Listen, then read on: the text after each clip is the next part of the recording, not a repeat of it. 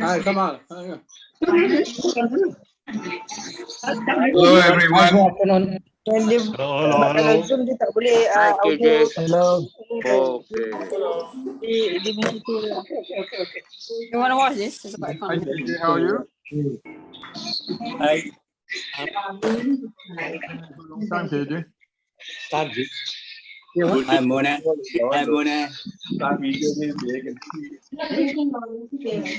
Hey Mike, are you in yet, Mike? Hey KJ, how are you? Mike Guna Palan. Hey Mike. Hello Michael. Hi, Amo. Michael, are you in? Hi everybody. Yeah, Amo. Hello. Hello Guna Palan. Can you mute the mic for everybody and allow us to open up one by one? Thank you. Michael. You can hear that.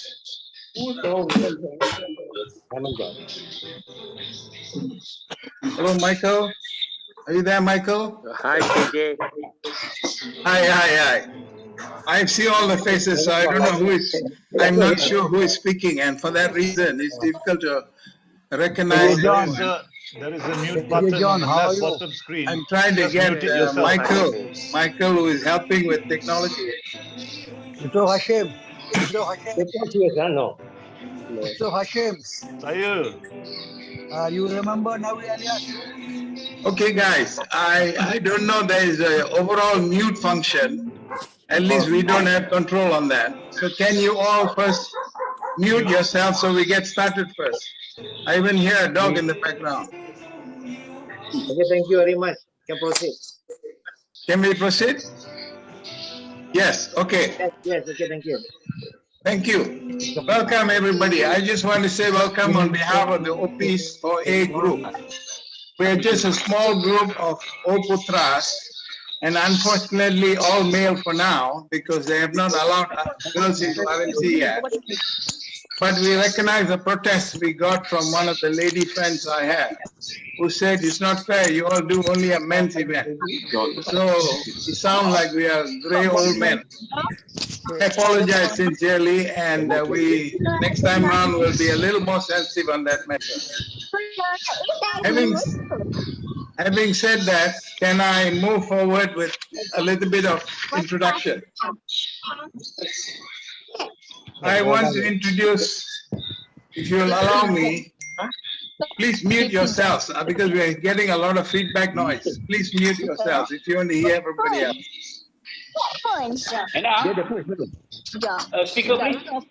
Apa nak start clear? Macam tak tahu, buat internet tak clear ke? Can everybody please mute their mics?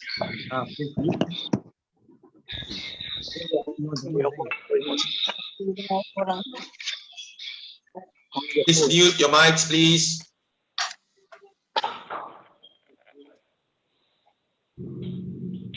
Okay, thank you. I want to welcome all Malaysians to this forum. It's on YouTube. And if you want, later after the moderator does with all the speakers, if you want to ask questions, type them into your chat group or your email account, which allows for it. And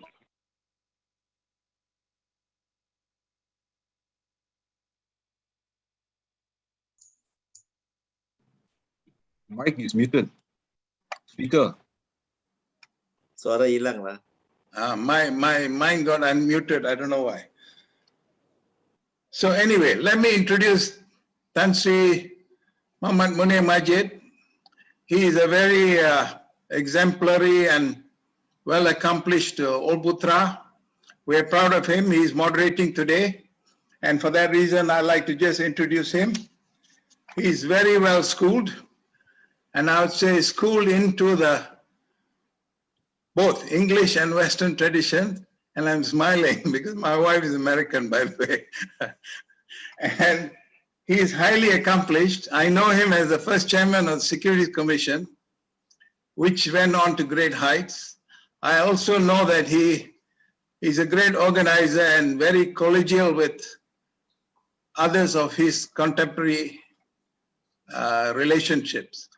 I remember the big event that All Putras organized when 1,600 of us got together in Sunway Lagoon for the greatest, largest number, 1,600 to host, and we call it RMC Salutes the Nation. And that was the biggest event. So he is very accomplished and very intellectually comprehensive in his field of knowledge. So he will moderate today's discussion, and I'll pass the mic over to him. Thank you all for keeping the quiet, and if we can, let's hear the speakers out before we unmute our mics. Thank you very much. Well, thank you very much. To you. Yeah. Okay, thank you very much, John, who's been working very hard with the backroom boys, so to speak, to make this event happen. John, by the way, celebrated his, I don't know what, birthday a few days ago. So he hasn't aged since that day, you know, but in the years before, I don't know.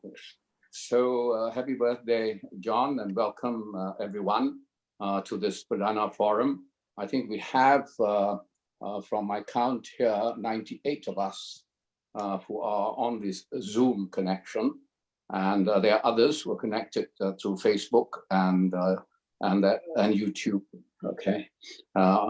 Let me begin before getting into any kind of scene setting by asking Old Putra Tawfik to Dr. Ismail, who has been involved in trying to generate some kind of reform effort, campaign in our political system, to say a few words of welcome. So let me therefore invite Tawfik to say a few words. I think Tawfik cannot get in, you know. He sent a message on the group chat that he cannot get in, full house. That's not very good, but maybe he could say something finally when he gets to get in at the end of this forum. So let me start right away to welcome again everyone to this PERDANA Forum, particularly OPs and alumni of RMC, actually where all the speakers today are from. They are indeed OPs from a time when standards in the college and in the country stood high. Welcome also to many others following this forum who we excuse, you know, for not having been to RMC. Now, when I joined the RMC in 1964, I remember the high quality in that year's parliament, which, looking back, has turned out to be the best parliament in this country's history. There were towering figures like Dr. Tan Chee Koon, Ahmad Bostamam, the Srinivasagam brothers, Lee Kuan Yew, and I remember the banter, particularly between Chee Koon and Tun Dr. Ismail, over Tun Ismail's penchant for wearing striped shirts. In fact, I'm wearing this colorful shirt today in memory of those days, not in association with Ismail Sabri, you know, who wore bright shirts when making all those grand announcements about containing the pandemic. Those were the days, okay? Lee Kuan Yew was also in that parliament. That was a long time today, a long time ago. Now, today, what do we have? This is what we're going to reflect on today. The topic of the forum, Whither, Parliamentary Democracy and Constitutional Monarchy in Malaysia. Of course, it is prompted by recent events, in particular the media statements on 16th June by the Agong and the Malay rulers. And their statements call for Parliament to be convened and for the emergency proclaimed in January to end on the 1st of August. But the situation we are in has deep causes which reach the distant past, which tell the story of decline and deterioration of the democratic fabric of our nation. Can hear you, Tasri. You cannot hear me. Okay, okay. Are you okay? Can you hear me now? Okay, now okay. Can you hear me? I'm okay. Okay, good. I was just saying the topic of the forum is Whither Parliamentary Democracy and Constitutional Monarchy. And it is prompted by recent events, in particular, the media statements on 16th June by the Agong and the Malay rulers calling for Parliament to be convened and for the emergency proclaimed in January to end on August the 1st. But I then stated that the situation we are in, however, has deep causes which reach the distant past, which tell the story of decline and deterioration of the democratic fabric of our nation. And all this has come to a head at a time of a pandemic which seems to be without end. Malaysia has been facing this devastating health crisis, which has taken many lives and disabled the economy without a stable government and with constant political bickering and without a functioning parliament in what is supposed to be a parliamentary democracy. There is not yet dictatorship, not yet a failed state, but there is what you could describe as executive autocracy and what you could describe as failed governance, but not a failed state. Now, how did we get to this point, and where do we go from here? Our speakers today, and we have 6 of them instead of the 7, because King Jun unfortunately could not make it. So our speakers today will be asked specific questions and called upon to offer solutions, all in no more than 5 minutes each in the opening statements.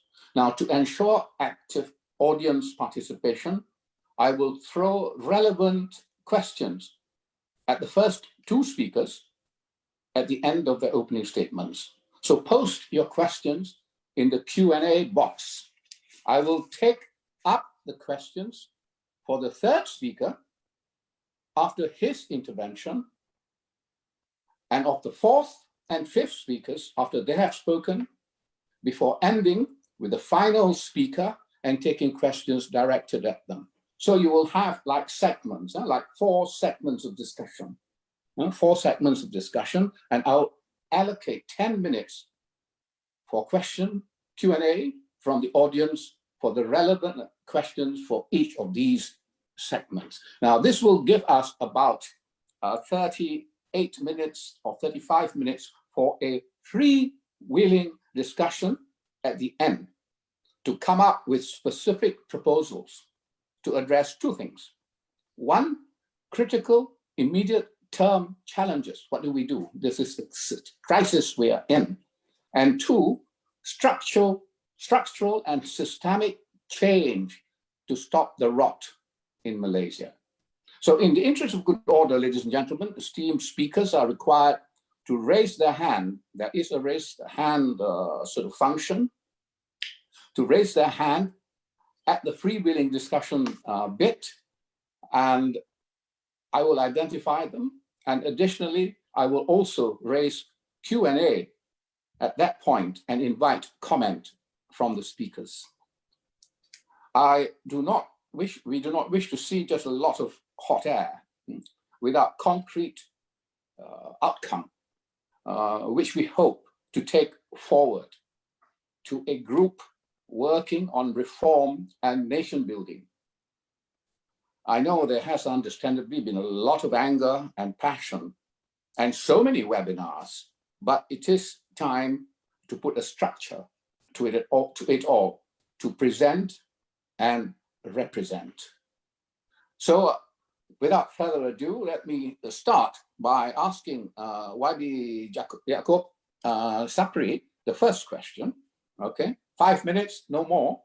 Is the quality of MPs we have been having the root cause of diminished parliamentary democracy? YB.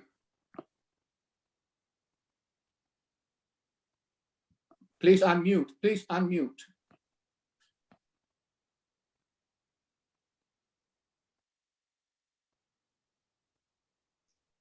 YB cannot hear you. Please unmute. Okay, now, okay.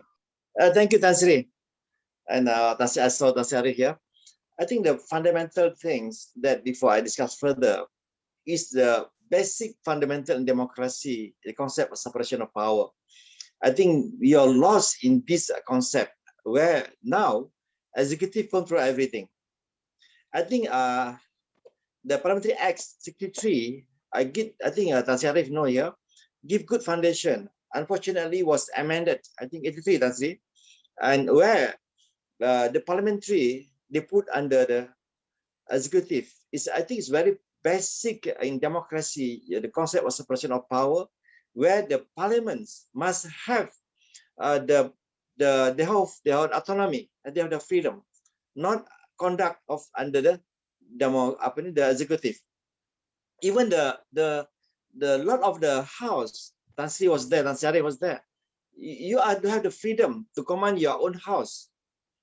Even I was in the upper house. Even the upper house, you don't have the freedom.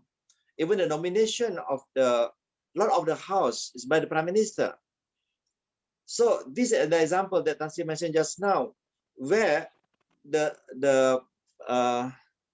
Tuanku take charge to the Parliament, command the parliaments to call for the sidang parliament. I think it's a bad experience for the country. That's why we have to amend this first. One of the major reform agenda, we have to give back the power of the parliaments, so the parliamentarians have the freedom. Okay, answer to your questions. I think it's not the quality of the MPs, but the way the debate in the lower house, just like in Pasar Malam. I think I don't know what happened. I was when I was a student, I entered the parliament. I remember those days the debate is quite interesting.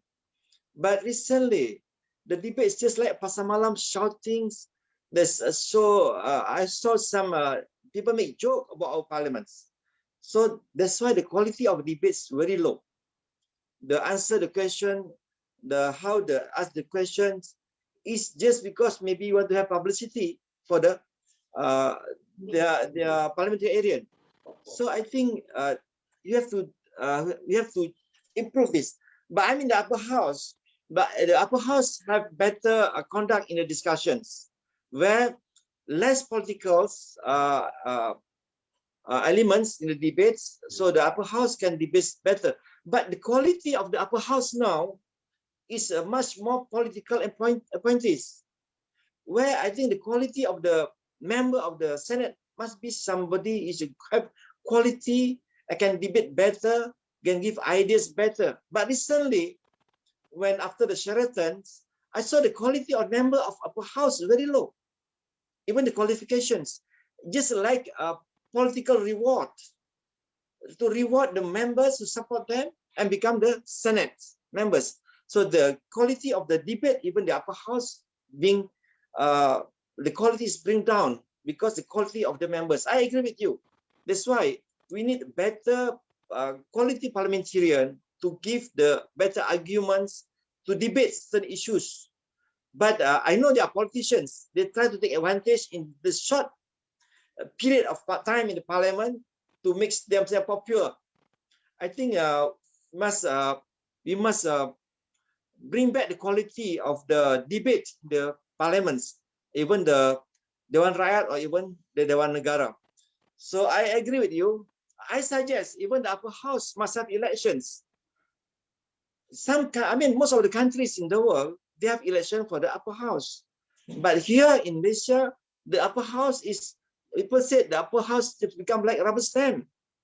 Just whatever, any RUU from the parliament, when you go to the upper house, you have to approve it. I think you have to discuss further, more details, and you have more time to discuss. And even some countries, even like Philippines, their senators are provided from researchers. But here, the senators, no facilities at all. I'm asking for the facilities, give the allocation, give researchers to the senators, so the senators can have better supporting materials for the debates. But right now, there's no allocation for the senators to have a research or to give any ideas. That's why we have to reform all this, the quality of the House. They give back the Act of the Parliamentary Act 63 to amend it, give power to the Lord of the House. Tan Sri was the Lord of the House. Give power to the Yang Dipertua and speakers, and even the staffing in the parliaments, not under the executive. Right now, if any of our staff against the executive, they will remove it and change to the new staff. And this is interference from the executive. So Tan Sri, I think this is my basic understanding about the parliaments. And I think back to you. Thank you very much, Whither. You kept to within your 5 minutes, and you raised some interesting points on which I'm sure there'll be a lot of comment. Just for participants, let me inform you that I don't see a Q&A box. So put your questions in the chat box, and if you find the chat box, right? And as many of the points you raised, Whither, I'm sure both Yusuf Hashim and Arif Yusuf afterwards will touch upon. So let me then now call upon Yusuf Hashim and put to him this question. What are your suggestions to improve representative democracy? So Yusuf, the floor is yours. Thank you, OP Munir. I was thinking about what I should say. Somebody told me to keep the black flag at home. I could read out actually 100 issues, more than 100 issues in a long wish list of ways, in which to improve representative democracy in Malaysia. For example, I could suggest undoing the distortions the 60 years of gerrymandering has wreaked upon electoral constituencies. I could suggest dismantling the party system where all our elected MPs have been transformed into completely unthinking voting robots by the party system, by the party whip, by the party president, to impose the Prime Minister's often selfish agenda upon them, and through them upon us. I could even suggest party whips be banned and all votes by MPs must be based on conscience. I could suggest banning all political parties, in fact, which restrict membership being based on race or religion. I could suggest simplifying the voting rights by removing voter pre-registration and automatically giving all citizens above 18 the right to vote and using only their IC cards as proof of eligibility. Although that might be interesting, it would be an exercise in futility, as nothing, as usual, would be done by anybody to implement my suggestions. Instead, I would like to focus on just one action point. I'm one that always preferred to actually do rather than just to talk. What I'm going to propose is something that you can implement right away to force the MP or the ADUN you have voted into parliament to start representing only you and your constituency. I suggest the following simple steps to make your ADUN and your MP more accountable to you and to the people in your constituency and not to his party. Very simple. Okay, step one.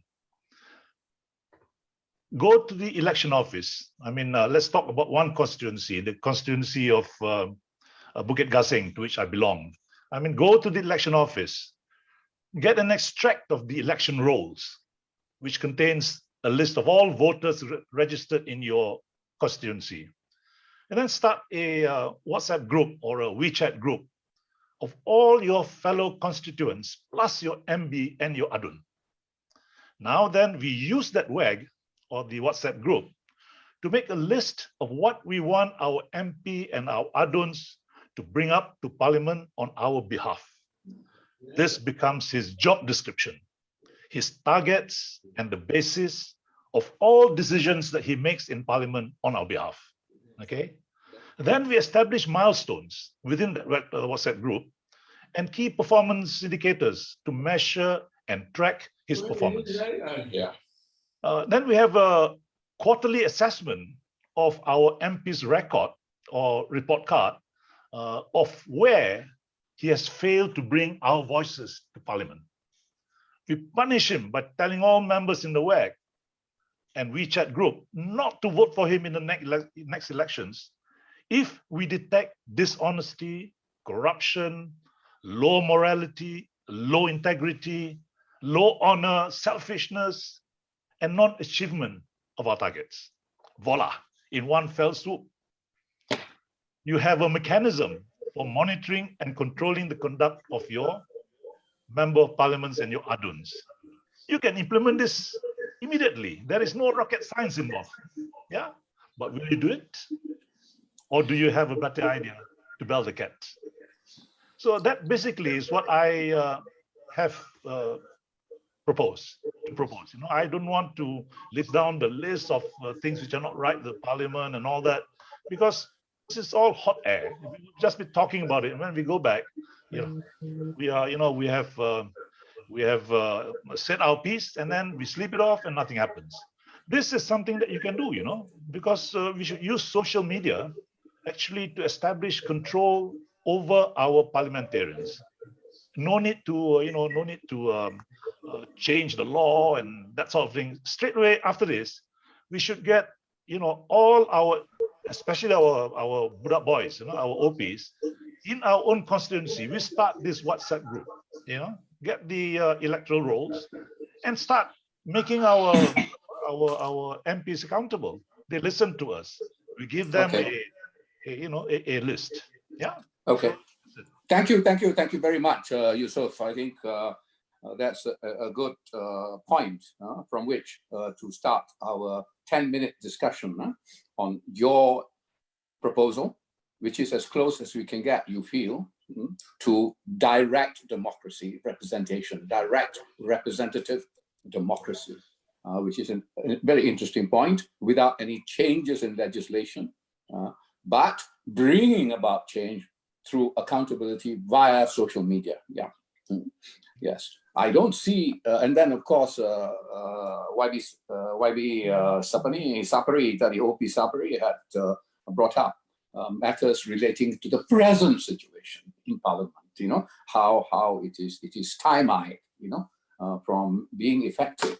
Although I would like to start, before we come back to you, OP Yusuf, before we come back to you, to your very interesting points, your avoidance of all the things that people have been talking about, really, ad nauseum, about what to do and legal change, we'll come back to you. But I'd like to ask OP Sapari, however, when he says, the whole Parliament, he made two essential points. Dewan Rakyat is like a pasar malam, okay?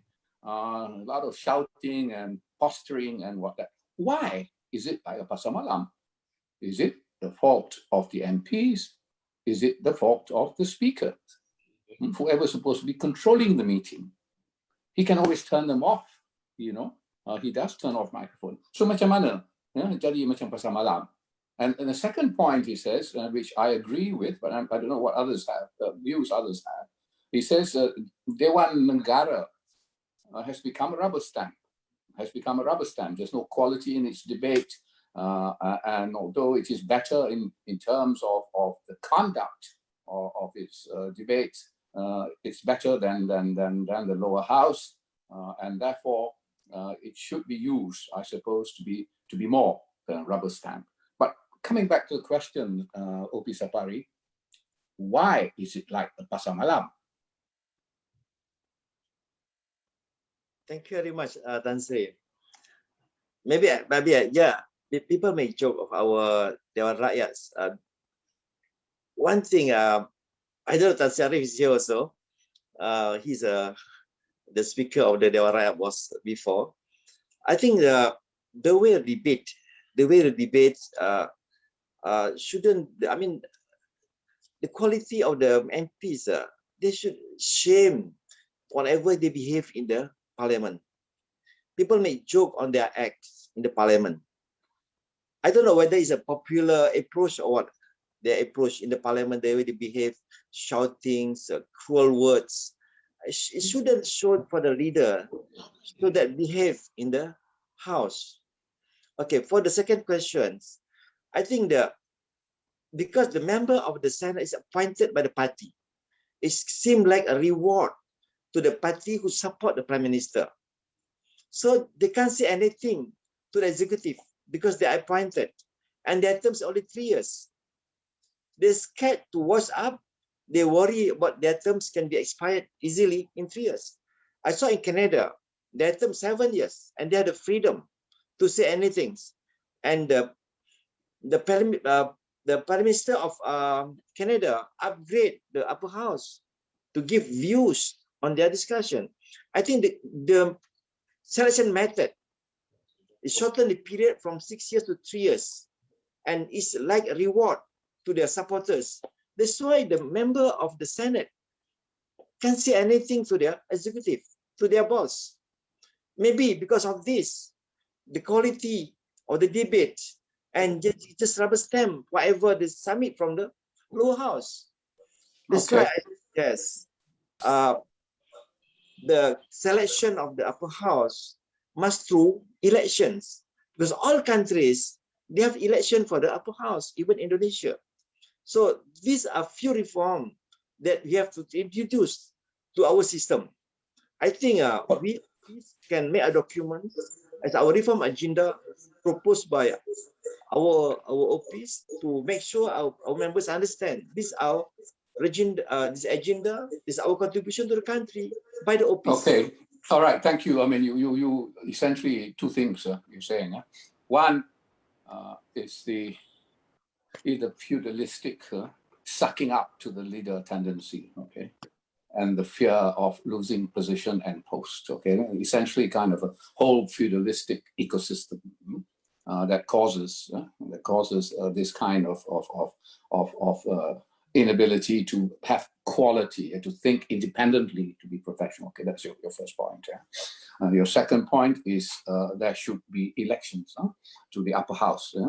Upper house therefore should be elected, and because if they're elected, they'll be less scared of being booted out, by the appointer to their position. However, we come back to the lower house, and I'd like to bring in Yusuf now. We come back to the lower house, which is elected. So if you're elected, will you not fall into the same kind of trap or the same kind of malaise, that we find in the lower house? What would be different in the upper house that is not now already happening in the lower house? And therefore, and it is admitted that all these things happen in the lower house, and it will therefore sort of contaminate and be a characteristic of the upper house as well. So end of story, not much change. We make all these adjustments to have elections to the upper house, but not much change because of the structure of our mindset and of our political system and political party system. And therefore we come to Yusuf's very interesting point about direct accountability, using social media to press the representatives, the MPs, make them accountable, express unhappiness about certain things they have done or not done. But I would like to ask OP Yusuf, how would this work? Would you need a leader of the WAG? Would it mean that the MP would particularly be bothered? I mean, he's talking about, sort of social pressure. How would the MP respond, you think, to the kinds of direct representation that you propose? OP Yusuf? Thank you. I think it's quite simple. The moment you have a WhatsApp group of 30,000 electoral constituents within a WhatsApp group, and this guy is a member there, we can tell him what we want him to say or to do, and we can watch his performance in Parliament.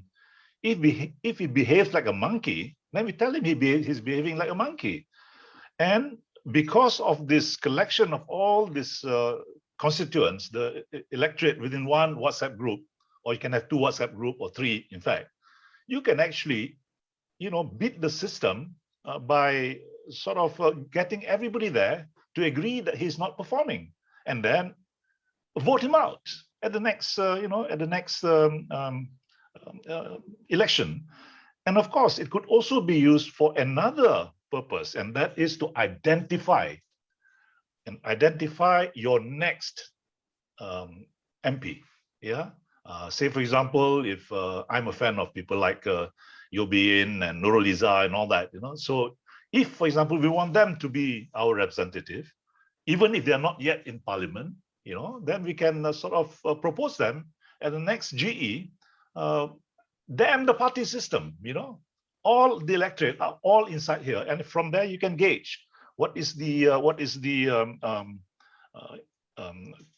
propensity for the people in the WhatsApp group to vote him in. You overstep the party mechanism, and one fell swoop. You can actually get over the tremendous grip that some political parties have got on their constituents. And I foresee this problem only in the rural areas where there is no social media access. Well, if that is the case, then political parties or the constituents of that political party or people like us who are interested in seeing a more responsible representation in Parliament, we collect money and put up a tower within a rural constituency that does not have internet, and we give free phones. Okay, thank you. I think very interesting. We'll come back to you, no doubt, when we have the open discussion, because there'll be interesting issues that will arise. We've spent 10 minutes on the Q&A. Thank you for your 2 interventions, OP Sapari and OP Yusof. Now I'd like to introduce OP Arif Yusof. And I'm going to put a rather pointed question to him. Yeah. Has the present speaker of the Dewan Rakyat, can you hear me, everyone? Okay. Has the present speaker of the Dewan Rakyat been obstructionist in the reconvening of Parliament, and is not the federal constitution superior to the standing orders of the House? And if you were Speaker, OP Arif, how would you handle it? Okay, over to you.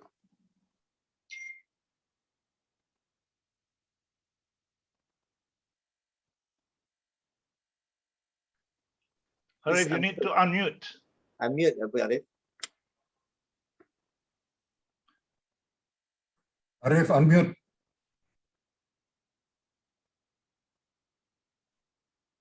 Arif, please unmute. Arif, we can't hear Okay, you. right. Yeah. Okay. A difficult question.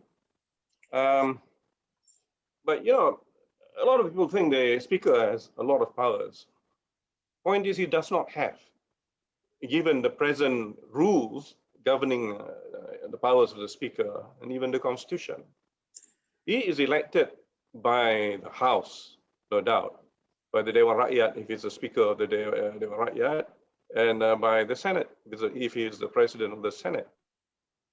Now, of course, the speaker has some element of discretion, where in certain situations, he can perhaps exercise that discretion to promote all those values that we want, proper parliamentary democracy and so on and so forth.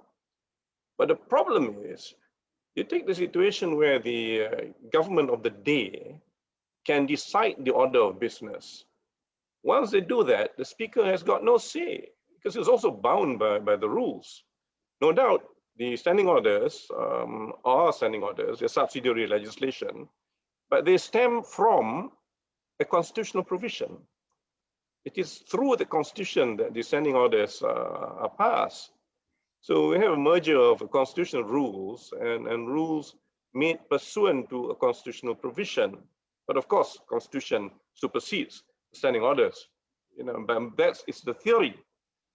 But the reality is, who's going to challenge it? The case has been brought only barely 2 years ago, years over 1 year, when someone or two persons challenged the half-day sitting of the Dewan Rakyat. And what did the court say? High Court, here. Under Article 63 of the Federal Constitution, the proceedings of the House cannot be challenged on any ground whatsoever in the courts of law. So we are stuck. So I think whether we like it or not, there will have to be some structural changes, some changes in the law and in the standing orders, which is not something impossible to do. We can do it. Take my own experience. And this is a matter of discussion. I get blamed, I get condemned, I get praised for it as well. When the Prime Minister asked me to convene a special sitting of Parliament, I said no. Because what you're asking me does not accord with the standing orders that I know as a speaker. But that much I can say as a speaker. And I think that much the present speaker can say. But my criticism of this present speaker is not so much on these powers which are pretty standard, and they existed during my time and are still, the relevant rules. But as a speaker, you have to be impartial. You cannot side with the executive. The speaker is the speaker of the whole house, for heaven's sake. I got to tell him. He or she must be impartial. You cannot protect a minister. You cannot, suggest an answer to a minister. You can't do that. This is where, he has actually not followed not only the rules, but the conventions of speakership. Of course, underlying all this, we've been asking the question really, what's wrong with Parliament? What's wrong with the House of, with the Dewan Rakyat? What's wrong with the Senate? What's wrong with the judiciary? What's wrong with the parliamentary democracy? I think we have to phrase it a bit.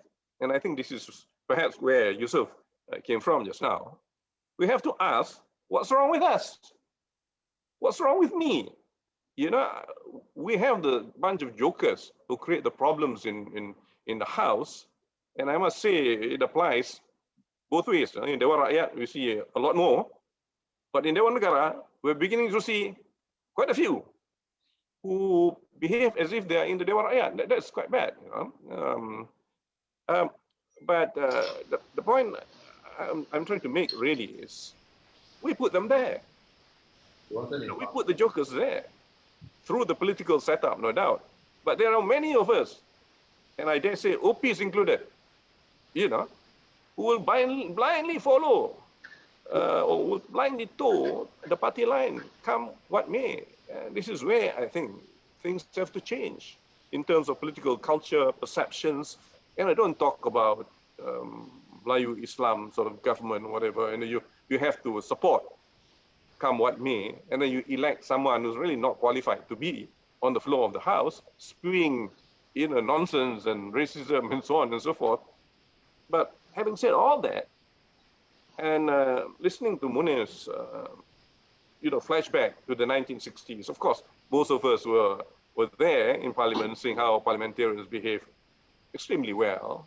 There was also some behavior those days, but those days, they sat only, for half a day, very short sitting hours, and people were generally well behaved because they understood the system. And we had, a prime minister, or two prime ministers at least, I can say, or three, who were statesmen, who knew what Parliament stood for. But things have changed since then. Those in executive are no longer, that kind of statesman with statesman-like qualities. No, they also tend to toe the party line, which is where we are now. It's a mess, a total mess. But I wouldn't say, aside from the, what is obvious, all is not well with our parliamentary democracy. the way I see it, we're not looking at the total erosion. I still have my hope, you know. We're looking at an erosion, not so much an erosion, sorry. We're talking about a decay in the system. You know, willy-nilly, we have allowed that decay to happen through a number of reasons. You know, the institutions are there. Fine, the Parliament House is there on top of the hill, nice, you know. We have the usual ceremonies and the forms of procedure is fine, question time, ministers' question time, and what have you, they are there. But the spirit is not there. Why? You know, why?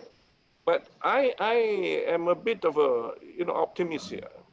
I don't think it's all that bad. There are a handful of fellas. You can actually draw up the list of the bad ones. But there are equally good ones. You know, Yusuf has named one. There are plenty of good ones and plenty of good young ones. The ladies as well. You know, and when they speak, when they debate, they make a lot of sense. But quite often, they are, you know, overridden by the noise by the others who are not so good. I mean, I'm trying to be kind, you know. Those who are not so good, who are put there through the party system. So then you got to ask the Prime Minister, you know, why are you allowing such people to be there, to represent your party? Something must be wrong. You know, we make all the changes that we want, but it falters when it comes to selection by the parties. And they tolerate these people, you know, to no end. I mean, we are so ashamed. They shout obscenities, joke, you know, sexist jokes. Okay.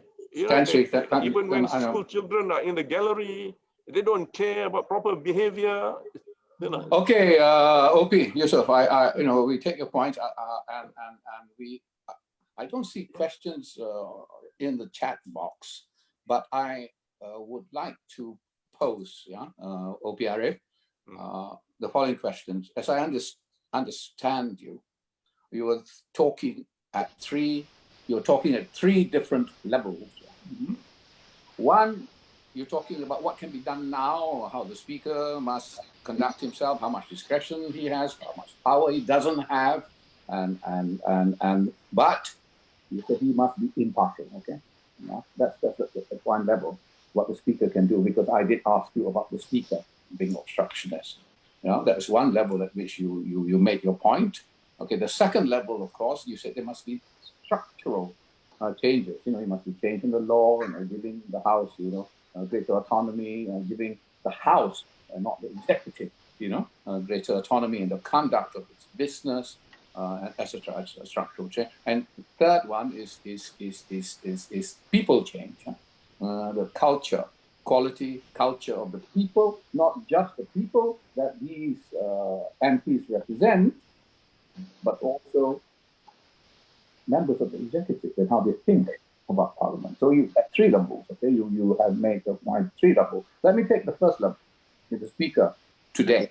Okay, the speaker today. Okay, the speaker today against what he can do or what discretion he could exercise. I hope you guys can hear me. Now, is there not an avenue at present,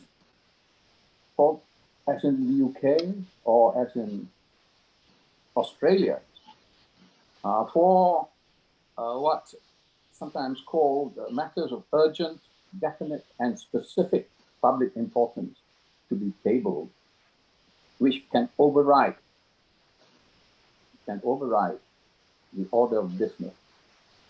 Can that not be done today? We have a parallel provision, but perhaps I put it this way: not all things which work suitably well or very well in UK works here or even in Australia, But having said that, yes, we have that rule, and the speaker has a lot of discretion whether he wants to, exercise the full breadth of his discretion or to hold back a bit and pander to executive wishes. But how the convention has developed is quite simple. I think it's the same in UK. When you get this motion on something which is of public importance that requires an urgent debate, you would normally ask for feedback from the relevant ministry or ministries. There is a reason for it. You know, you got to listen to the executive too, on top of the motion. And then the speaker will have to make a call. Is it urgent enough? For instance, if some matter is being looked into already, then you can say it's not urgent. And therefore, I will not allow this motion. But if all the conditions are satisfied, then the speaker can override even the wishes of a particular minister or the ministry concerned. And that I have done. Yeah, that I have done. Now, thank you. Yeah. So there is a chink of light if the discretion was to be exercised. It is not an impossibility that discretion can be exercised, right? It is a positive answer, but the discretion has not been exercised. But the AG, just a couple of nights ago, the AG with the brother of the speaker. Now you're going to have sort of two brothers blocking, Parliament from meeting or whatever. But the AG advised the Prime Minister that the only way he can be made to step down is in Parliament, essentially, he said, on the floor of the House. So the AG advised the Minister after the statement was made by the UMNO Supreme Council, the UMNO President, that they're withdrawing support, for the Prime Minister. So the AG advised the Prime Minister that the only way that support can be proven is on the floor of the House. Okay, this is AG's advice. Now, but the House does not meet, and the Speaker does not exercise discretion for that confidence vote to take place. Now, what do you do in this situation? You are in locked in. You can't do anything. What would you do as Speaker in this situation? Good pointed question. I thought long and hard on this, issue, but unfortunately, I got ousted, so there was no chance to test, my reading of the standing orders. Now, it all flows from the position of the Speaker as being the voice of the House. It is nothing more than that. It's grand sounding, Speaker, blah, blah, blah, or President, but he is the voice of the House. That is the theory and that is the reality. So in such a situation that we are seeing now, let's suppose a vote has to be taken on the floor of the House to decide whether the current Prime Minister and Cabinet still commands a majority support of the House. If he and his Cabinet do not, then the entire Cabinet, including himself, will have to resign. The AG, by the way, in the statement does not say that the matter is to be decided on the floor of the House. And I've read through that statement. It doesn't say it. A very peculiar statement. It says the party cannot speak, but the MPs should be the persons, to decide on this. But how? Is it going to be via SDs, or is it implicit that it has to be on the floor of the House? That he has not answered very well. And talking about the decay, and this is one element of decay. The AG cannot purport to speak like a politician. He's an advisor to the government, and he must act as an advisor. Amongst the proposals I want to make, something again that does not need a lot of thinking. The AG must be accountable to Parliament, and therefore he must be a member sitting in Parliament, so that people can question him, on things like this. Anyway, back to the point that is being raised. What happens if there is a motion of confidence or no confidence that is tabled? Can the Speaker still shelter under that provision that government business must take precedence? If he shelters behind that rule, then everything comes to naught. All democratic principles are thrown to the wind. I don't believe that can be done. I don't believe that is a correct interpretation. He can, but up to a point. If there is a motion by a member whereby the House is to decide that this matter of the motion shall take precedence over ordinary government business, the Speaker will have to give that motion time. Let the entire House decide. Firstly, whether you override that requirement that government business should take precedence. If you do, then immediately the Speaker must allow that motion of no confidence. To expect the government at the current stage to provide time for the motion to be debated, I think is wishing for something that has not happened in Malaysia all this while. Yeah? Okay, I have a rather pointed question. Whilst you're on the same point you're making, very pointed question that's been sent to me through WhatsApp. Rosita Harun asks. So there are ladies among the audience. Huh? Rosita Harun asks, why is the discretion not exercised by the Speaker? Why? What ails him? What drives? I'm sorry, I couldn't hear that because there was an aeroplane flying on top just now. Okay. Yeah. That's all. Everything is a conspiracy. Anyway, why is the discretion that the Speaker has not exercised? What drives the Speaker? What ails him? What is his motivation? It is not a freewheeling discretion. What I'm suggesting is there must be a motion by a member of the House to override that other rule which says government business must be given precedence. Once that is passed, then the Speaker will no longer have any discretion to block. The House has spoken. So if he does that, then he will not be acting in accordance with his oath of office. Everyone takes an oath of office, Prime Minister, everyone else, Speaker likewise, to protect and defend the Constitution. Meaning to say, you've got to protect and defend parliamentary democracy. The House has spoken, you have to abide by the voice of the House. So that much of discretion he has, but it is not an untrammeled discretion. Okay, thank you very much. We will come back to you, I'm sure, when we finish our round of speakers. Thank you, OP Arif. And can we now move on? We've had over 10 minutes on this point. Can we now move on to the economic consequences of really, of what's been happening in the country, particularly in the present pandemic and political crisis.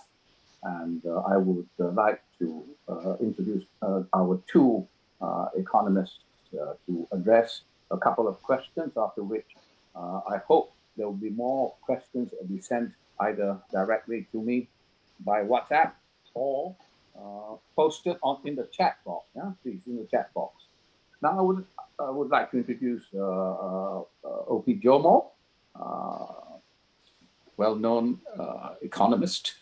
This question I was to him. In terms of economic policy and objectives, what should be done in the present circumstances?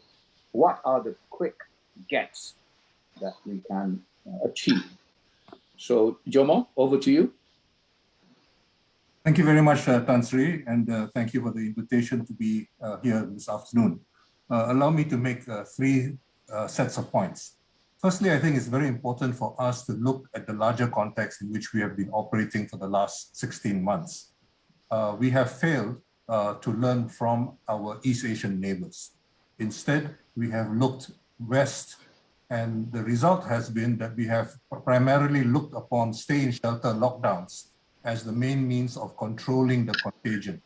The second issue, which I think is very problematic, is that we do not have an all-of-government approach. This speaks to the dysfunctionality of government, which other speakers, including yourself, have alluded to. And we also do not have a whole of society approach.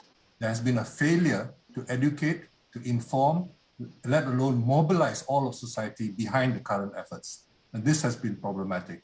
Thirdly, there has been little emphasis on finding, testing, tracing, as well as treating those who are infected.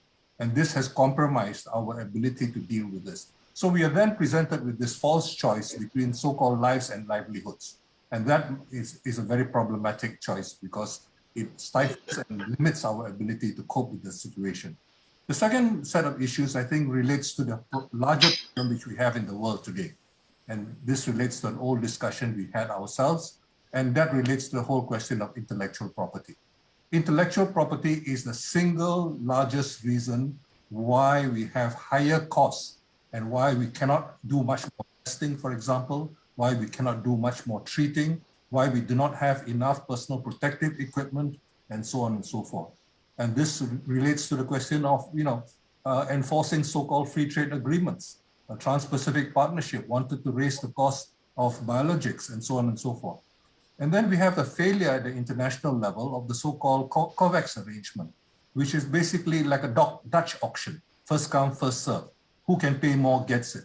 So when Israel pays more than the Americans, Israel gets its vaccines earlier. This is not a world which prioritizes human life. This is a world which prioritizes money. Unfortunately, this is the world which we happen to live in right now. And so we have, unfortunately, a great deal of hypocrisy in the world, capped by the recent European hypocrisy in chiding Khairi Jamaluddin, for example, for criticizing the European behavior. And this, I think, has been problematic. And this leads us to a larger issue of what we do in the world today. We have undoubtedly a new Cold War, a Cold War which is not especially ideological in the old sense, but nonetheless a Cold War. And it is in these circumstances that I think it's important for us to think very seriously about the continued relevance of having a zone of peace, freedom, and neutrality, of not aligning ourselves with either of the superpowers. This, I think, is fundamental for the future of developing countries, and hence gives renewed meaning to the non-aligned movement. And we have to deal with the fact that we are living in a world of a vacuum of vaccine apartheid, with all its consequences which we need to think about. The third and last set of issues, I think, is the whole question of financing. And we are now living in a world where developing countries are going to do very badly in years to come, not only because they are not able to afford vaccines, not able to afford all the other things I talked about earlier, but also because we are trapped in a market system which condemns and constrains finance ministries from running deficits. Rich countries are running huge deficits, but nobody is saying anything about them. But we are constrained from running these deficits. It's precisely and part of the problem is exacerbated in Malaysia by the fact that you have in Malaysia people who distrust the present government for very obvious reasons. You do not have any parliamentary accountability. And if you don't have any parliamentary accountability, you do not have a public accounts committee. And so much of public expenditure is not subject to the public accounts committee. For example, we have all this so-called government guaranteed debt, which doesn't go before parliament. And this was responsible for one MDB scandal and arguably ECRL and a number of other scandals which have not been uncovered. So we have a situation where the system of governance, as you reminded us at the beginning of this session, is hugely problematic. And we are therefore, we need to really rethink policy. In the old days, people who are of Keynesian inclination would have said the government comes in as a buyer of as an employer of last resort. In the present circumstances, I do not believe that is particularly feasible. I do think that it's important to think of us as being the purchaser of last resort. In other words, the government enabling the economy to keep going by ensuring that the people have sufficient means for relief. But right now we have a situation where relief, so-called prihatin and so on, largely ignores micro enterprises, family-run enterprises, and everybody else in the formal sector. What we need going forward is not to build back better, because the status quo ante was quite rotten and has to be improved. We need to build forward better. So we need a combination right now of relief, recovery, and reform. And those reforms is precisely what Parliament has to think, seriously think about in order for us to be able to build a better society. Okay, thank you very much. Thank you very much, Jomo. means sort of largely. I would suggest these points are related to a point about the political economy, and how straight-jacketed, our country is in terms of various points, in terms of IP, in terms of access to vaccines and so on. We'll come back to the points that you have raised after I invite and after we listen to Kamal, Kamal Salih. Of course, Jomo had mentioned the fact about the deficit and how, I suppose implicitly the rating agencies, sort of are like the sword of Damocles, hanging over us. We have such huge deficits, whereas other countries, the developed ones, can run away, with huge deficits. So how would we then, with the fiscal deficit that we have and the high level of government debt that we have, how do we then plan our medium-term economic plans and revival? Kamal, would you address that, please, Kamal?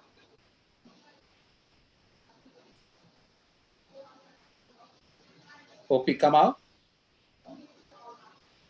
We can't hear you. Okay, so yeah. Thank you very much, Munir, for introduction. Also to the organizers, KJ, for inviting me to be on the panel. I think your question, which is question number 6, in the list that you originally sent out, is a subject of a different seminar, not this seminar. You're talking about economic policy issues and so on, when in fact the topic is about parliamentary democracy.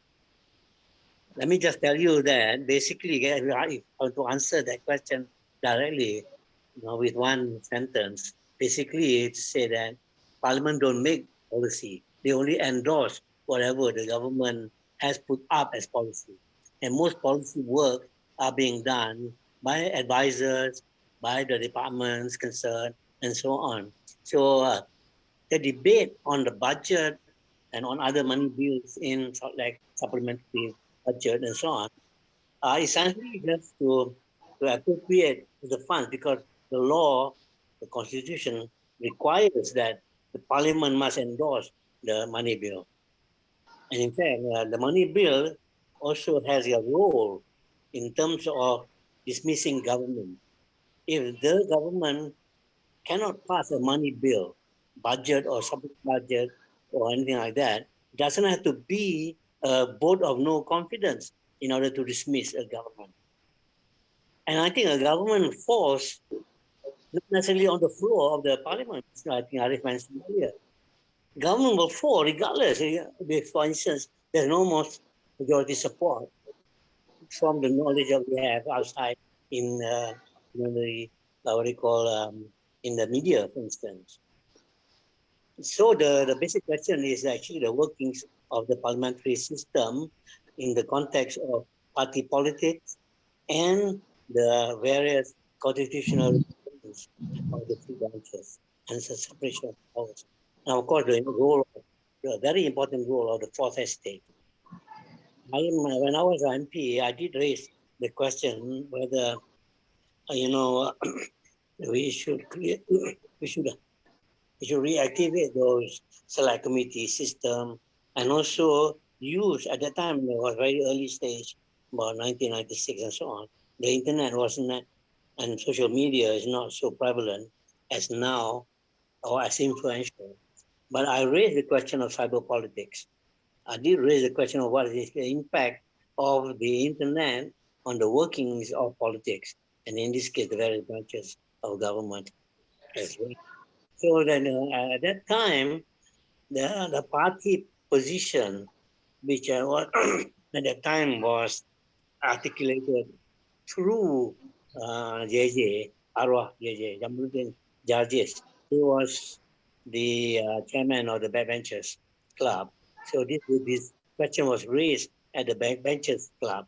And I was trying to push for maybe such a seminar like now you're having among parliamentarians to deal with issues of education policy, economic policy, human rights, and so on, foreign policy and so on. But there was no no ear for this kind of things.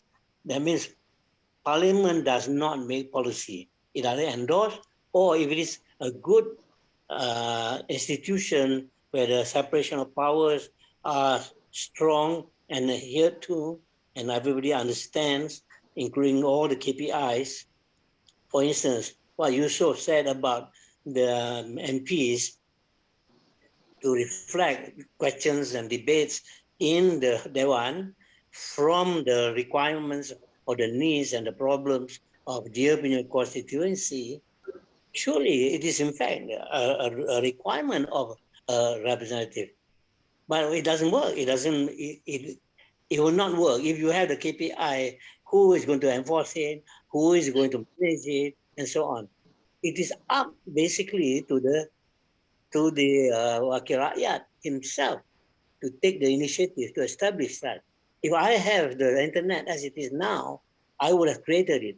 I in fact wanted to have a community newspaper at that time, and later many constituencies follow that. And I had a bus of an internet bus for people to use it if they want to, if they don't have their own computer.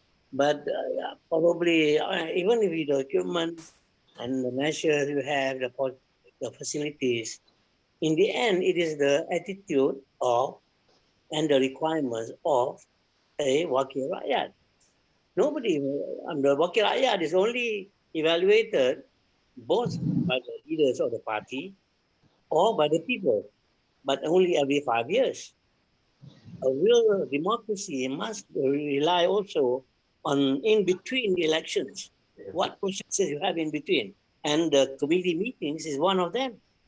The one that is really effective, but even then can be manipulated, is the Public Accounts Committee and the Discipline Committee, perhaps, the Privileges Committee. But other than that, all the other committees are non-existent.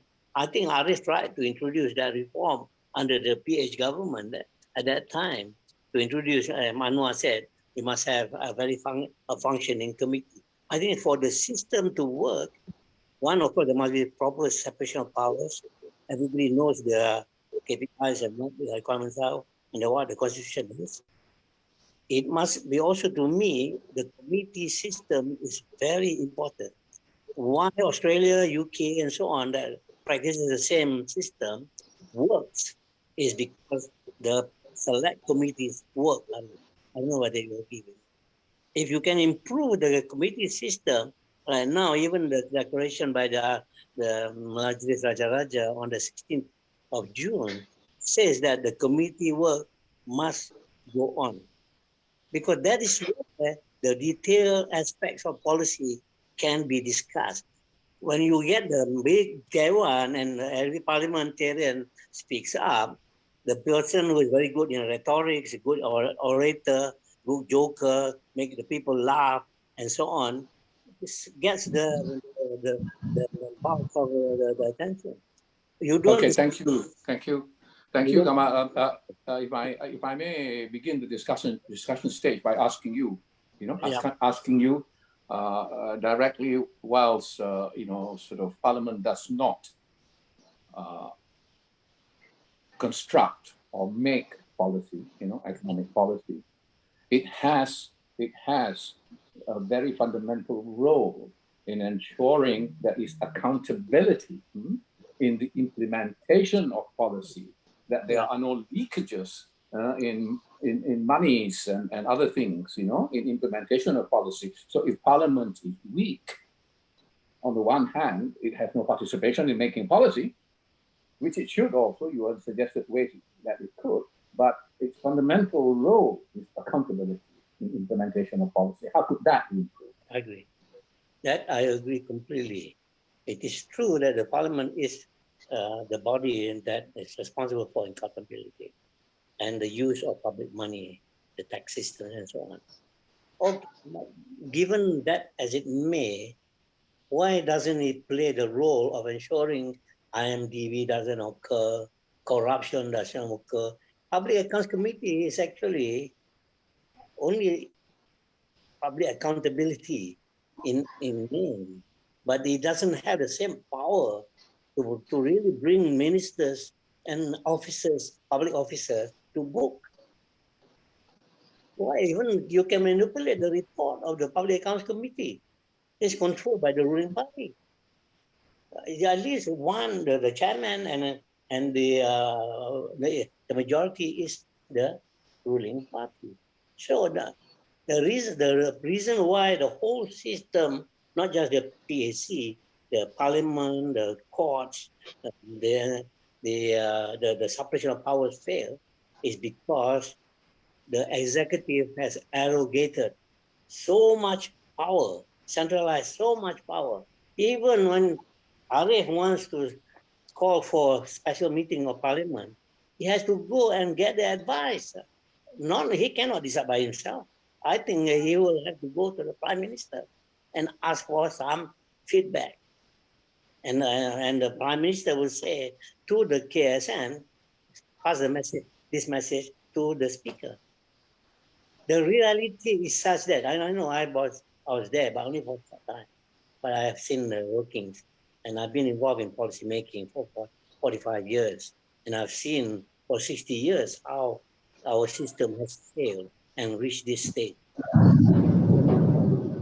The aggregation and centralization of power and the bureaucratization of everything by the PDD. I'm sorry, KJ. The fact that the universities are now in a mess is because you want to make the universities as part of another department of government. I can actually go into that debate. That is the issue of universities as against the Dewan Rakyat. But the issue is the same, that there is overpowering power, I would say, in the hands of the Prime Minister. And that's why politics is important. That's why being a politician, being a Prime Minister is so crucial. And that's why...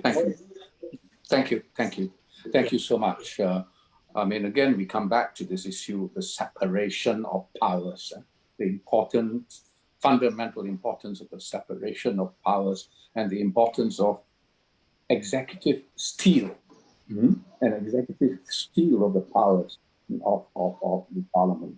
And they're not likely to want to give it back when, they are in the driving seat. And there's a question here, which perhaps I could push to Jomo, a question from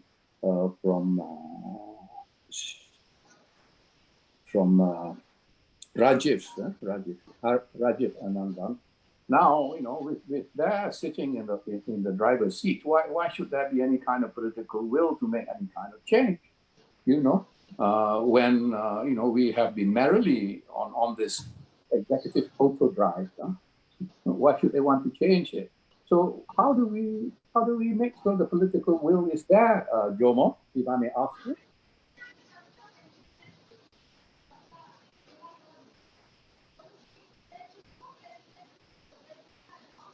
Hello, Jomo. Thank you.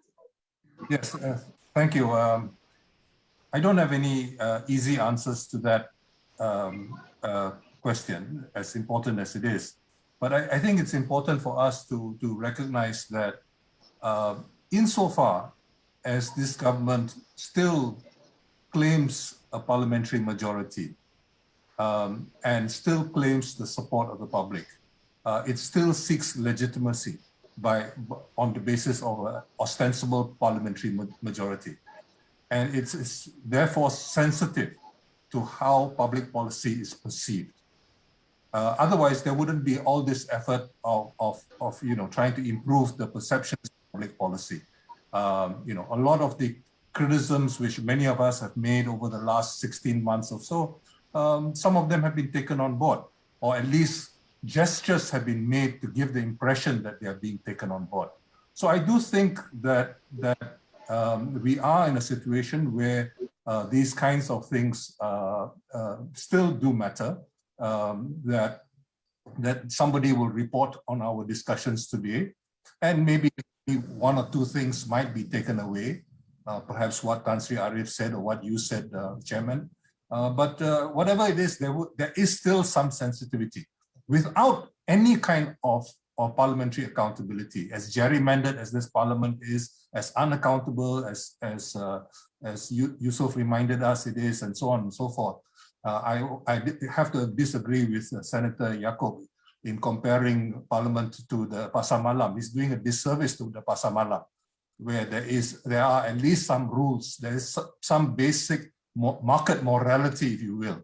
But we live in a situation where, unfortunately, rules are being made, and there is a certain morality. And when you have members of Parliament all being either part of the huge executive, which is largely dysfunctional, or kept on side by given executive positions as chairs of GLCs and so on and so forth, you obviously have a major problem. A major problem in the sense that you have very distorted incentives. Just like, for example, if you think about the situation now, big pharmaceutical companies have no incentive to get rid of COVID-19 forever, because their business plans are now predicated on the continued sales of boosters. So we will have a booster for the Delta variant and yet another booster for something else. So we have to look at the whole question of incentives and aligning incentives to ensure the desirable outcomes, which several of the speakers have already alluded to. This is the situation which we have, and we need to think very, very seriously about the compatibility of reforms. And that's why I do not believe you can have a much more accountable system economically without the necessary legal as well as other reforms. And that's why this session is useful and relevant. Thank you so much, Jomo. Can I put one question to the both of you, actually, Kamal and Jomo, because it is a current issue. Azra Banu, in fact, has raised it. And this is quite an important reflection I would like you to share with us. Now, what are your thoughts on the recent Bloomberg article on Malaysia, that it is a failed state? Right? Malaysia is a failed state. And the both of you, of course, it may seem like a political question. The issue of, some people have said, it's not a failed state, but it is a state which has got failed governance, to draw the distinction. But some may say it is becoming a near failed state because of the incapacitation of its economy and finances. So there is an economic relationship, in that question. So, taking just perhaps both prongs, but if you like, Jomo, you first, taking just the economic prong of a failed state description. Please, Jomo. Yes, I think I've made a lot of criticisms of the present government, and these are all quite well known. And as you remember, Tan Sri Munir, my last fight, and the only one which I ever had some success with, was actually to get funding to deal with COVID-19 on the 10th of February last year. The fact of the matter is that this government has done poorly for all kinds of reasons. And we all know that. But at the same time, I think to imply that it is a failed state in the sense of some other states in the world, it's a bit of hyperbole, which I can understand editors and journalists indulging in. But I don't take foreign journalists very seriously. I know when I write, to attract the attention of the reader, I sometimes use fairly strong language. I have referred to the situation in the world today as one of not only vaccine apartheid, but even vaccine genocide. And I challenge the IP association in this country to sue me if they want to. And I've been sued, as you know, for several times, and I've prevailed each time. But I think it's very important for us to recognize that a little bit of hyperbole is often necessary in politics and so on and so forth. But I think as a serious analysis, this state, there are many things which are still going reasonably. If you think about the vaccination process, many people would actually say that, given all the circumstances, the failure of the vaccine companies to deliver as scheduled. We haven't done too badly. I think we are paying far too much and so on and so forth. And I still have a lot of criticisms, but I would say that it's not a failed state in that total sense as implied. There are many aspects of governance which have failed. Let me stop there.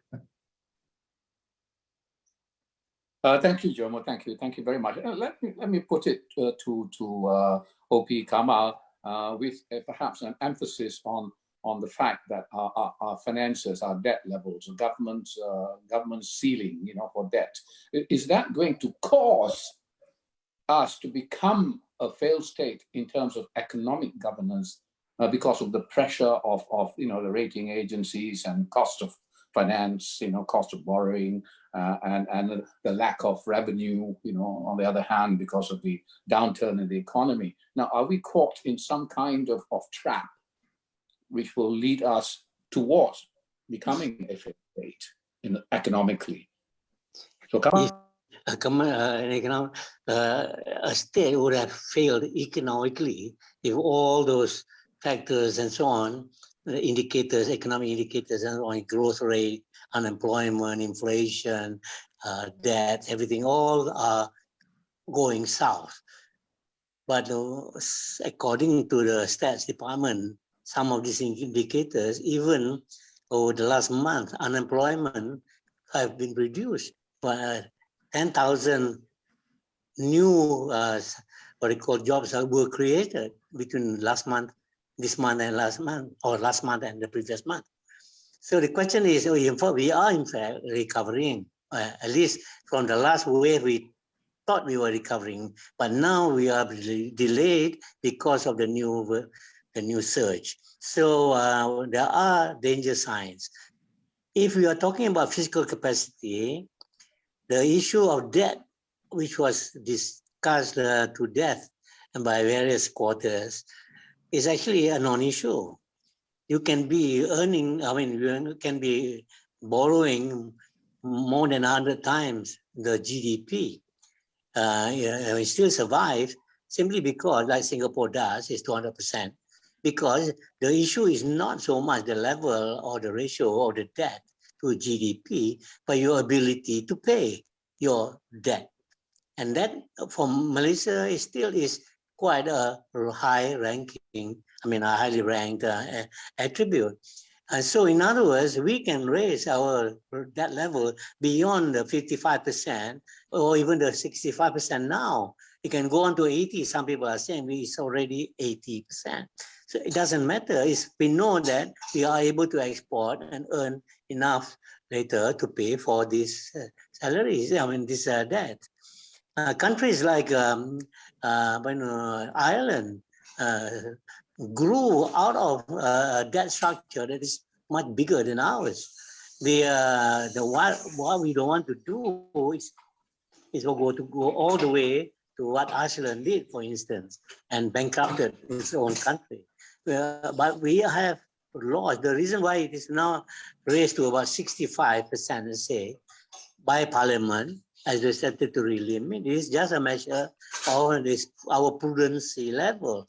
We think that we may not be able to allocate all our export income and our output for the year to service the debt, but the debt is now well below 10% and so on.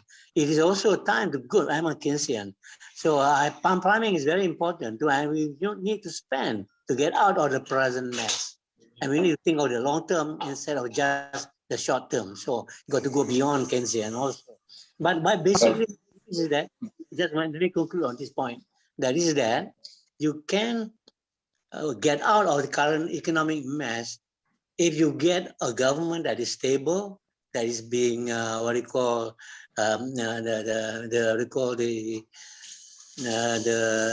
foreign investors are confident about the stability, the direction, the future, and so on. If you have announced all of that through the SPD 2030 and so on, and still people don't believe you because of your actions, because of your flip-flop, because of the fact that things are not so stable as they are.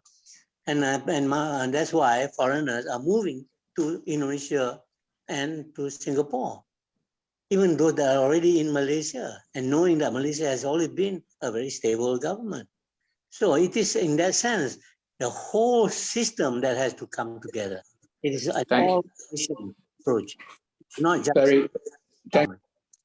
Thank you, Kamal. Very, very salient point indeed. You know, we may have capacity to pay, and that is critical, but that capacity may be eroded if confidence starts to shift and move away, and that confidence is not going to come back until we have a stable government, you know, with continuity of policy and so on and so forth. And so we won't, you know, be having that drift that Vietnam is gaining, Indonesia is gaining, and so on and so forth. Thank you very much. Thank you. Thank you both, Jomo and Kamal. And let's go to the question finally that you know, will touch upon the Constitution, the position in the Constitution, and of course reflection on the constitutional monarchy system in our parliamentary democracy. So could I ask GK Ganesan, now with all the stress we have been experiencing, has the Constitution been twisted beyond its breaking point? GK, please come in. Tan Sri, can you hear me, friends? I do not think I can do justice to this subject within 5 minutes, but I will try with an example. A man went to a doctor and said, when I lift my arm like that, it hurts. And the doctor said, stop lifting the arm like that. La. So if you ask me for a solution, how to solve this problem with our constitution, my answer is very simple. Follow the constitution. If you want to play hockey, don't play rugby. But you know, our constitution has been used as a butcher's table, you know. Let me give you a few examples. There is no rule of law in the country at the current moment. There's no rule of law in the country because there's no reverence to the constitution. Let me give you a few examples very, very quickly. I'm watching my time. Number one, the formation of the government has been shrouded in mystery. His Majesty the King should have released the number of people who supported Tan Sri Mahyidin when the appointment was made. What's wrong with that? I think from now on, every time somebody goes to the king and says, make me prime minister, and His Majesty says, okay, His Majesty must in fact publish that list so that it can be tested in public. The second thing is, there is no evidence of majority to this day. One of our speakers, XYB, told us that the test of the budget is the test of the Prime Minister's confidence. So I ask you now, when budget was passed in May of 2020, what was the number of votes he got? 111. Is there a majority?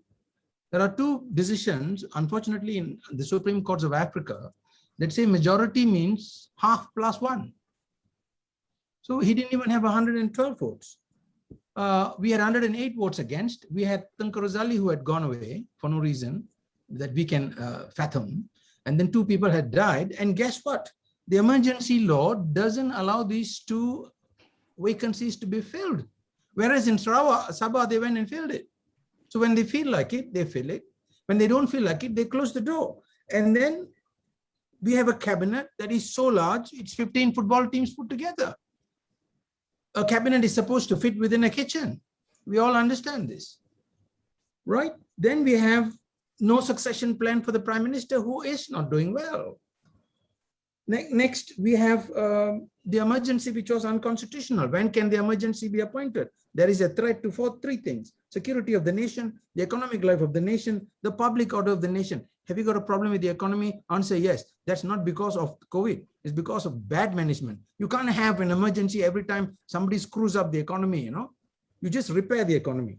Next thing is the Emergency Essential Ordinance 2021 is unconstitutional. Why is that? Well, for a start, the right to elections every 5 years, remember this, very few people, including 22,000 lawyers we have at the bar, I ask them the question, they cannot answer this question. How many times do you have to have an election? Once in 5 years. Okay, how long is this emergency? 6 months. then answer me, why did this emergency remove the law that says there must be election every 5 years? You're asking me whether my gun got bullets, you know. I'm standing there in the middle of 300 craters. I don't know where to go. Why would you take a 6-month emergency and remove election every 5 years? Does it not mean that you want to stop elections? You could have said, if you look at the 1969 emergency ordinance, you remember May 30? That emergency said, an election shall be called at the discretion of His Majesty the King. How come our emergency is different? Then the calling of Parliament completely taken off. It doesn't say Parliament shall be called at the time His Majesty. It says all laws in relation to Article 55 are of no effect. Article 55 tells you when to call the Parliament and when to dissolve it. All right. Then extra powers granted to those in control. The 1969 emergency ordinance, which is supposed to be the example that we all follow, doesn't give any such additional powers. Then using emergency ordinance to create laws in areas where there are already ready-made laws. Prevention and Control of Infectious Diseases Act says if you want to go and take over a public hospital, you can, but you must give reasonable compensation. We have the same thing in the emergency ordinance repeated. Can take over, anybody who questions it will be fined 5 million and imprisoned, and don't have to, you know, there's no mention of market rate. Why do that? Then the power, oh, by the way, I forgot to tell you, under the emergency regulations, our medical affairs are now being not run by the Ministry of Health. 5 minutes past, you know, Tansri, stop me whenever you can. Our Ministry of Health doesn't run the COVID problem. Somebody else who has absolutely no idea about medical sciences, but other areas of science is running it. I have no idea why this is happening. Our civil servants have become Persian carpets, you know, nice to walk on. They won't talk back to you. And then the powers of the speaker are not being exercised. What little remaining discretion in favor of Parliament can be used, in favor of this separation of powers can be used, are not being used. Our speaker has the gall to tell us it actually depends on the deputy minister, you know. He has to decide when to call. Since when, you know, Charles II used to call and dispense with Parliament every time he felt like it. Every time somebody was going to vote against his motion for levying extra money because he wanted to marry a queen back there in France, the Parliament fellows refused. So he knows they're going to refuse. He will just dissolve Parliament. He will change the speaker when he feels like it. They cut off his neck. That's when they had the 1608, all these other acts, which we still follow in Malaysia. Next, our MPs have no idea what is the meaning of the word separation of powers. You're asking what's the meaning of separation of powers? You look at you. Engkau jangan cakap banyak. Engkau ikut kerajaan. Ya, faham. Engkau jangan soal. Jangan jawab. So this is what we have. And then the Essential Powers Self-Quarantine PUA 46 of 2021. I'm citing this because I want someone to pick me up. Ministers are excused from COVID-19 self-quarantine. Apa? The vaccine cannot recognize, sort of passes over the ministers, is it? All right. Next, we have this question that we have been spoken to about the Senate. The Senate is for those who have rendered distinguished public service or those who have achieved distinction in A, public service, B, profession, C, commerce, D, industry, E, agriculture, F, cultural issues, G, social service, or representatives of racial minorities. Today, the Senate is the backdoor to the cabinet. So what we now have, people are asking me, what's your solution? The answer is there must be constitutional instructions for children from a very young age. Those who want to go and stand for election must have and undergo a 2-week course in constitutional papers. They must pass it, and then only they can go and nominate themselves as candidates in an election.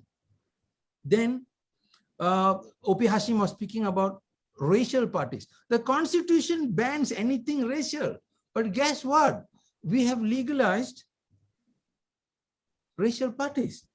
All right.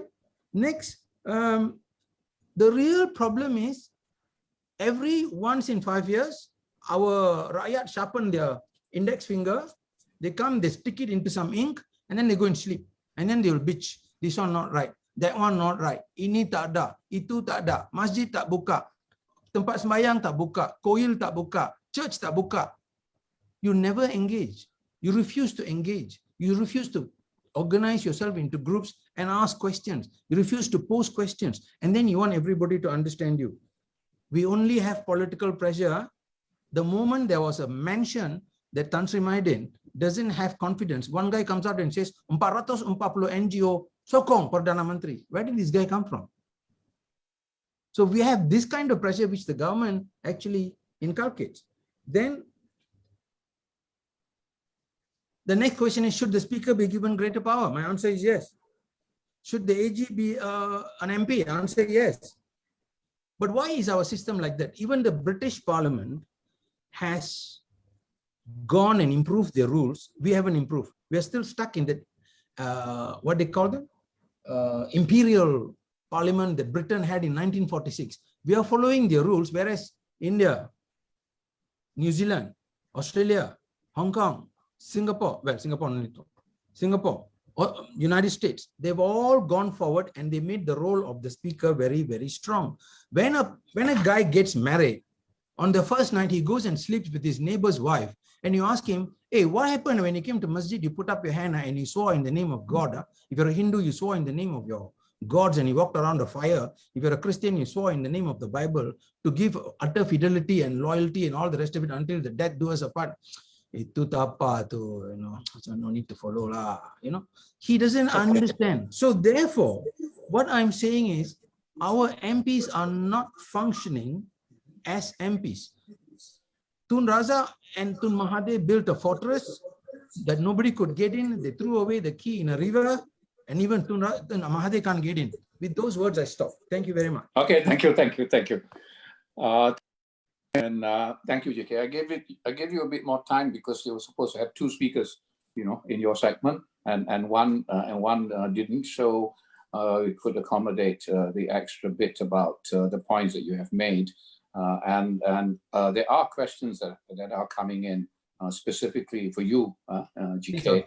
Yes. Okay. Now, one is a question which you know, you mentioned, you know, the British historical experiences and so on and so forth. Now, the question that's being asked, and this comes up now and again, is a Westminster model system relevant to Malaysia? I mean, this is a huge question, right? You want to change the system of government, or you want to follow the system that you have? But they say, is it a system that we should have? Is it relevant to Malaysia? I have three answers. The first answer is the proposition, if it ain't broke, don't fix it. Can you tell me something better than the Westminster system? If you can, I will listen to you. Maybe the Chinese party system, where you build a body of cadres from the ground up. It amounts to 20,000 people at the end of the day, from whom they select about 500. The 500 is then reduced to 300. 300 is then reduced to 100. 100 is then reduced to 50. And then they function as the cabinet, some sort of a merit-based system that will not work in Malaysia for many reasons, one being the racial divide. But the reality of the matter is this. When we have to play football, we need a flat, equal playing field. We cannot have the field tilted to one side. So what we are doing is our MPs are using Parliament as the canteen. Masuk, tunjuk muka, at least OP Arif used to be a bit more formal, and there was a level of aristocracy to the way he spoke. But there was a speaker before him. He will say, Teluk Intan, Teluk Intan, Teluk Intan, Teluk Intan. He'll repeat this for 15 minutes. I was wondering, what the heck are you doing? Just ban him lah. And then, you know, in England, one guy, John Burke was on the seat. John Burke was the speaker for 10 years. He was on the seat, and somebody said, I think the Prime Minister did not tell the truth. I think he's a liar. And John Burke jumped up and said, I ask you, sir, to withdraw and reconsider it, restructure your sentence. I repeat, I do not care what the chair will do. I think the Prime Minister is a liar. I warn you again, sir. Sir, I think the Prime Minister is a liar. You are to leave this house now. No talk. All of 30 seconds. Now, OP Arif didn't do that. But there were many occasions that OPRF came very near doing that. You see his face, you can say, I've been working as a lawyer and I used to appear before him. He's a very calm fellow, but you can see from his face that he's controlling himself. On many occasions, he came near to exploding.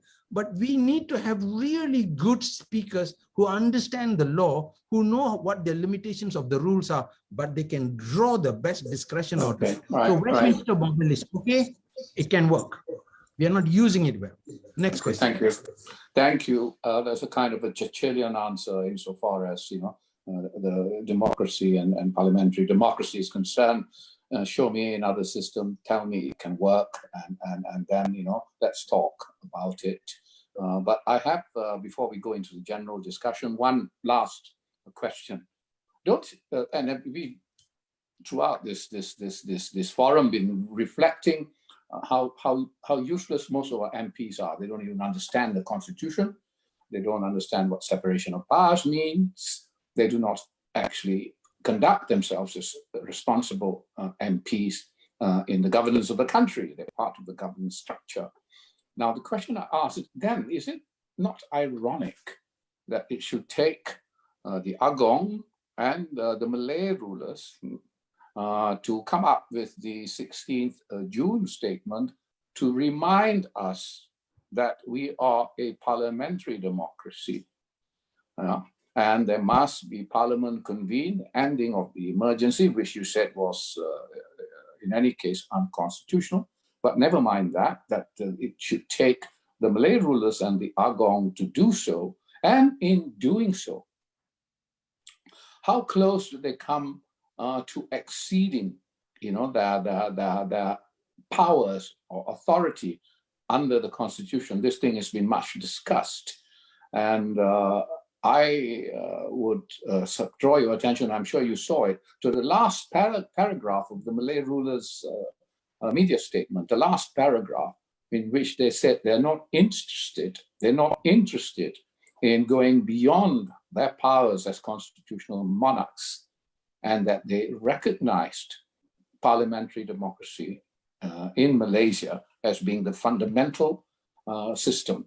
Now, is it not ironic that the rulers should be the readers of the Constitution, that they do not put it on the butcher's table, as you said at the start, GK? This is a very difficult question which has got many different answers. The most important of which is whether I'll find myself in prison in about 10 seconds. But let's be honest with each other, and I'm sure His Majesty, the King, is listening to us even as we speak. If not, it'll be reported to him. So I'm going to be very clear about this. Article 39 says the executive authority, executive means administration. The executive authority of the Federation shall be vested in the Yang di-Pertuan Agong and exercisable by him or through the cabinet. So there's that. So we understand that the king is not a person who runs the government, but the king is the ceremonial head. So it's quite right for the rulers' council to say, look, we can't step into the dust of battle because we are not allowed to do that. The Constitution doesn't allow us, because there will be complaints that we as rulers are using our powers to misalign democracy. And I think that's a legitimate concern. The second question I want to ask is, for the most part, have our rulers behaved like Queen Elizabeth II or her father, the Georges, in the way they've conducted themselves vis-a-vis the Constitution? A very difficult answer is mostly yes. There have been occasional issues of difficulties, but if you were to study very, very carefully the history of the monarchy and democracy in England, you will only see that they settled down in the last 300 years. So really, our monarchs are learning new things as they can see here. In the UMNO-led Barisan National Coalition for 62 years, most of these problems didn't arise and they didn't have to deal with it. The second thing that one must remember is, who is advising them legally? Somebody from the AG's department, because the Constitution says that. The AG also advises the government. When Tommy Thomas became the AG, he said that the AG must be separate from the person who advises the king. Either the AG advises the king or the AG advises the government. The proposition that leads to is the assumption that the king has some executorial powers by which he needs a separate set of legal advice in order to rule against the government. I am not sure that's not right. I am also not sure that I am right. I do realize it's a very gray area, but I do think that the king must be advised by a group of legal advisors who are independently chosen every 5 years, who have deep knowledge of the constitution, and academicians who deal with that subject, ex-judges and so forth. The third thing that I would like to understand, I would like friends to understand is, in the last 24 to 36 months, our country has gone through a constitutional turmoil, the likes of which we have never legally confronted before in this country, except once. From 1969 all the way to 1972, when there was a, in my opinion, respectful opinion, a declaration of emergency, which was completely unnecessary because it was more a political move than a proper constitutional move. I've explained this in a series of sorry, I'm sorry, we are running out of time, but you know, these are sort of very, very important issues. And we are coming to the end, despite the fact that I said we might get about 30 minutes discussion, and the Q&A has gone back and forth, and we have not been able to get that much discussion. There were lots of questions, and including a comment that just came in from Abdul Aziz Abdullah, coming back to us, OPs, you know, in particular, but you know, the public at large. We must be vocal. We must take our point of view. We should not be cowed, and we should relate our experience, you know, of ethnic mixing, religious mixing, and be more activist. And this actually relates back to Yusuf's point. You know, we all are accountable too. We must begin, if it's not too late, to play this role. And I have some final comments to make to wind up our discussion today. But before that, I'll quickly ask Tawfik to say a few quick words if he wants towards the end. Tawfik. Hi. First of all, I think our country needs to have a complete understanding that the Constitution is what is the basis of our existence. And I had my own experience in fighting for the Constitution when I had to oppose RUU 355 a few years ago, where the role of the speaker was called into question, and also whether or not the current Minister of Law understood what the Constitution was when he seconded the motion by Hadi in Parliament. The standing orders were thrown out, and so was the Constitution ignored because the rulers were not consulted before the motion was tabled. And I think this brings up the question of what kind of a nation we are. First of all, I think we are well represented at many levels. We've talked about Parliament as an institution, but we haven't really discussed what each state assembly's role is when it comes to the voters. And I think we need to look very closely at the federal system and find out whether or not we can improve on it. Because in the selection of MPs is one aspect, a lot of people. There's also the question of when's the state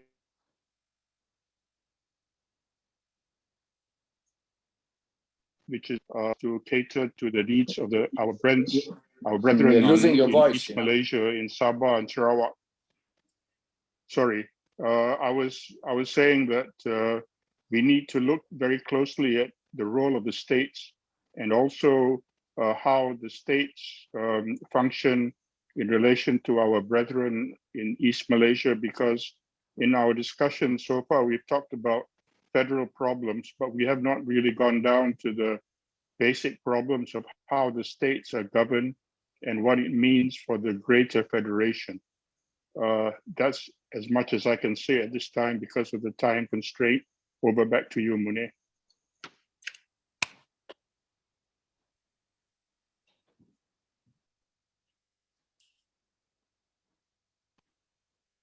Please unmute. Please unmute. There was a comment right at the very end of our discussion just now from the chat box that there should be direct council elections. So there is a moving up from the very base of our society, or very base of our electoral system. But in the interest of time, we cannot discuss that. But I think Tawfik's point about making sure that we reach out to everyone at every level is noted. Now, I wish to end very quickly, and I think the points that were made by Yusuf are very important in terms of immediate action step that should be taken to ensure accountability of MPs in the exercise of their responsibilities. But what we have not discussed is what should we do now beyond that, whether we should have a unity government, which I hold strongly that we should have. We have all of government, all of society, and a government which is not all of politicians cannot call all of the country to support it, because you must get everybody together. If you're not doing it at the governmental level, how do you expect the people to do it at the people level? So a unity government, and perhaps there have to be participation with council of advisors, and of course, Parliament must be convened immediately and revived as far as we can immediately. But the main point, I think, would be Yusuf's point about direct action. And then we must not forget the structural problems that we face, which this current issues only reflect. You can say it began in 1969, post 69. You could say it got worse post 1981. And we have what we call, corruption on top of the economic policies post 69, the race issues that came to become central in our system, and the religious issues that got injected, particularly post 1981. So we erred, ERR. We have to look at our ERR. And then encapsulating this whole ERR is corruption. And people think of corruption just as money, finance. No, corruption fundamentally is of the soul and the mind. And if you are corrupted in the soul and the mind, institutions get corrupted, monies get leaked, and so on and so forth. So there is a need for structural change for the medium to long term, quite apart from the immediate steps. Let me end, therefore, by thanking everyone who has participated in this, particularly the speakers, for sharing with us their thoughts about the issues facing this country, particularly in relation to the question that was asked, whether the parliamentary system and constitutional monarchy. We have run out of time. Thank you, everyone, for being here, and have a good evening. Thank you, and bye-bye. Okay, thank you very much. Thank you. Many thanks, folks.